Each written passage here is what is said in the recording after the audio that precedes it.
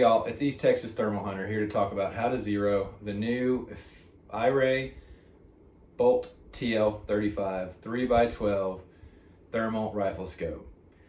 This new rifle scope came to the market a few weeks ago, and I just got it mounted on my 6.5 Grendel 18-inch barrel AR. Really enjoying hunting with it right now. It's got a really good image, got a great battery life. So figured I'd do a video on how to zero it in, because I know there's going to be a lot of people getting these scopes and they're going to probably have questions about how to get them sighted in. So a couple things I want to go over with y'all on the features of the scope that we're going to use during the zero process are, first of all, basically this objective ring on the screen side, on the viewfinder side. When you first look at the scope, you want to go ahead and focus this so that the image on the screen is very crystal clear and very sharp for your eyes. Second one is when you're looking downrange and you're focusing on your image that you're looking at, you want to go ahead and use this objective focus ring to go ahead and basically focus in the lens on the image you're looking at this time a target during the zeroing process. Make sure the image is very clear and crisp, but you can get a good clean image of it while you're looking at it. Couple things on top of the scope that are important. We've got 4 buttons right here. This orange button is the power button. It also will turn the scope on, but it also will do the nuke function. So when you're looking through your scope, if it gets grainy or it needs to be refreshed, go ahead and click that one time. That will go ahead and nuke the screen and refresh the image that you're seeing. We've also got this button with a P on it. That's your palette color button. It allows you to make quick changes between your palette choices of the scope while you're kind of looking through it. So you can click it and it has 5 palettes. It's got white hot, black hot, color, red hot, and then a target identification palette. I personally use white hot and black hot probably the most, just a personal preference. But the other color palettes are really good as well. They have this camera button on the very bottom, which is closest to the eyepiece. This allows you with a quick press, take an image, a still shot that your screen's looking at. A long press will start and stop the video recording for this scope.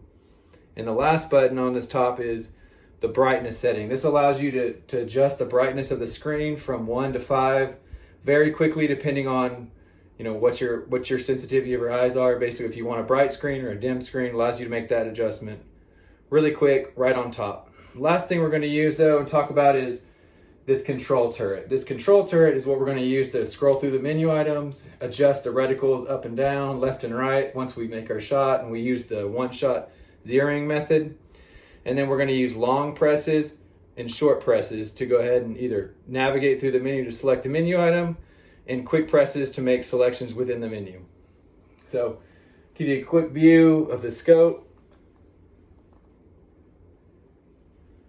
As you can see, it's a very nice scope.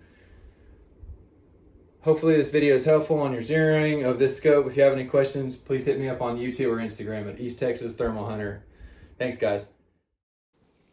First, you're going to zoom in your scope to the max magnification, which is this 12 power on this bolt. And then you're going to take your first shot. Once you take your first shot, you'll see it's going to hit in the upper left corner of the bullseye. I have it marked on the screen with a red icon.